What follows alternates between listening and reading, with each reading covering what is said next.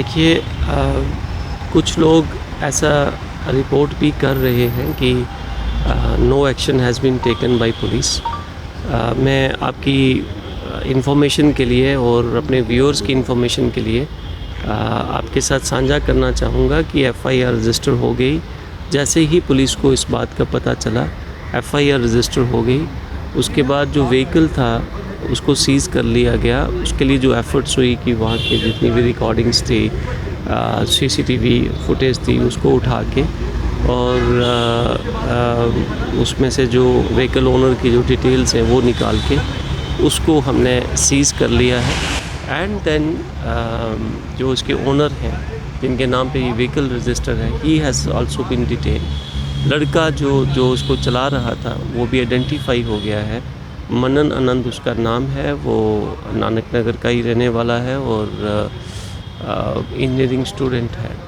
तो कुछ एक मीडिया चैनल्स ने ये चीज़ सोशल मीडिया चैनल्स में चलाई गई कि जम्मू पुलिस क्या कर रही है। In the shortest possible time we have seized it.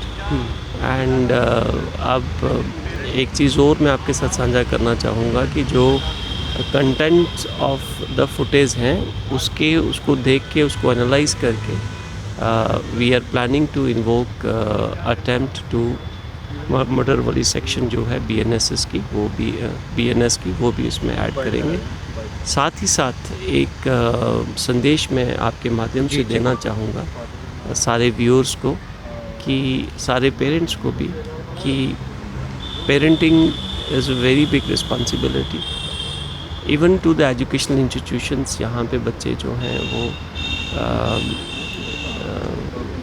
Education ग्रहण करते हैं, विद्या ग्रहण करते हैं, चाहे वो स्कूल्स हैं, कॉलेजेस हैं, यूनिवर्सिटीज़ हैं। That this is one of the major issue what our society is facing, or the country is facing, that is of the traffic management and the behaviour on road. जितने भी drivers हैं या school colleges हैं उनके अंदर एक ऐसी special kind of learning or program should also come forward. जी सर, अभी it is just my suggestion that maximum kind of lives which are being lost in the country that is due to accidents. जी. And so it actually requires this kind of curriculum also. It should be part of that. Sir, जिसको hit किया है उनकी हालत कैसी है, कहाँ के रहने वाले वो? जिनको हिट किया है वो अभी हॉस्पिटल में ही हैं। He is severely injured and that is why I said that we are invoking the relevant section. तो सर, जिस तरह से ये जो नौजवान लड़के हैं, इस तरह के जो हमने देखा है कि जिस तरह की इस वक्त एक्टिविटीज़ कुछ कर रहे हैं, तो ये वाकई एक चिंता का विषय है। सर्टनली चिंता का विषय है कि सिर्फ लॉ इन्फोर्समेंट एजेंसीज इसके लिए काफ़ी नहीं है। इसमें समाज के